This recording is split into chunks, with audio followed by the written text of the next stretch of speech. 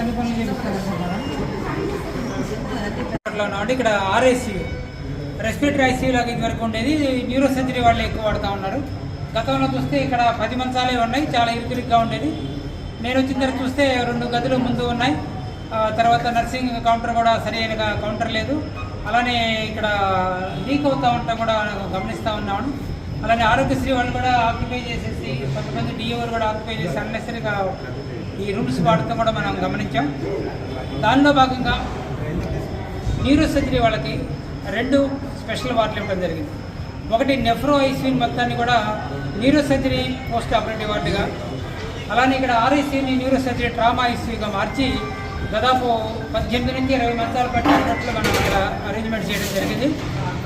దాదాపు మనకైతే మాత్రం 18 కార్డ్స్ అయితే పడతాయి. విత్ వెంటిలేటర్స్ అయితే మాత్రం 16 మనం అరేంజ్మెంట్ చేసుకోవచ్చు. అంతకుముందు కేవలం 10 మంచాలే ఉంటాయి. ఇది కూడా అరకొరగా ఉండేది. పేషెంట్లో ఒత్తిడి ఎక్కువైనప్పుడు ఎక్కడ పడుకోబెట్టాలన్నది మనం చూస్తూ ఉంటే చాలా ఇబ్బందిగా ఉంటే ఏపీఎండిసి అధికారులతో మాట్లాడడం, ఇంజనీరింగ్ విభాగంతో మాట్లాడి లోపల ఉన్న గోడలు పగలగొట్టి సెంట్రల్ ఏసీ బాగు చేసి, ఫాల్స్ రూఫింగ్ బాగు చేసి, లైటింగ్ అరేంజ్మెంట్స్ చేసి, అలానే నర్సింగ్ కౌంటర్ ఒకటి అరేంజ్ చేసి దాదాపు 18 మంచాలు పట్టేటట్లు ఒక రెస్పిరేటరీ ఐసీయూని న్యూరో ఐసీయూగా, న్యూరో సర్జరీ వాళ్ళకి సంబంధించిన ట్రామా ఐసీయూగా మార్చడానికి వాళ్ళ సిద్ధపడి ఉన్నాం.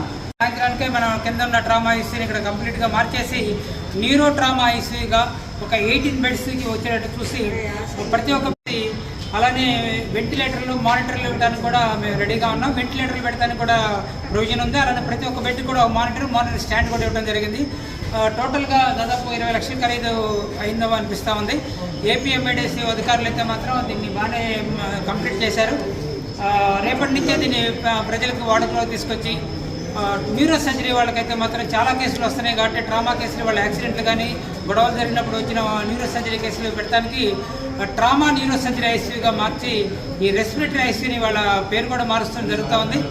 సో ఈ విధంగా న్యూరో సర్జరీ వాళ్ళకి ఒక 20 బెడ్స్తో, ఒక కనీసం 18 మంచాలతో, విత్ వెంటిలేటర్స్తో, విత్ మానిటర్స్తో ఒక అద్భుతమైన న్యూరో సర్జరీ ఐసీయూ రావడానికి కృషి చేసిన ప్రతి ఒక్కళ్ళు కూడా పేరు పేరున వచ్చి స్వచ్ఛందంగా చేస్తున్నారు.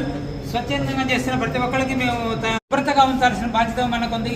మన సామాన్ని మనం సరి చేసుకోవాలి, మన సామాన్ని మనం పెయింట్ వేసుకోవాలన్న కోణంలో ఇదివరకే మనం చూస్తూ ఉంటే గతంలో 2012లోనే స్వచ్ఛ భారత్ అనే ప్రోగ్రామ్ నరేంద్ర మోడీ తీసుకున్నప్పుడు నేను కూడా ఆ టైంలో స్వచ్ఛ భారత్ని కూడా ఇక్కడ ఇంక్లూడ్ చేయడం జరిగింది. ఇక్కడ కూడా చేశాం. అదే క్రమంలో నేను వచ్చిన ఈ 10 నెలల నుంచి కూడా ప్రతి ఒక్క వార్డుని క్లీన్ చేస్తూ స్వచ్ఛ భారత్లో భాగంగా స్వచ్ఛంగా ఉంచడం కోసం, శుభ్రంగా ఉంచడం కోసం మనం ప్రయత్నాలు చేస్తున్నాం. ఆ ప్రయత్నంలో భాగంగా ఇక్కడ పెయింట్ వర్క్ అయితే చేస్తున్నారు. వీళ్ళందరూ కూడా స్వచ్ఛంగా ముందుకు వచ్చి చేస్తున్నందుకు నర్సింగ్ సిబ్బంది కూడా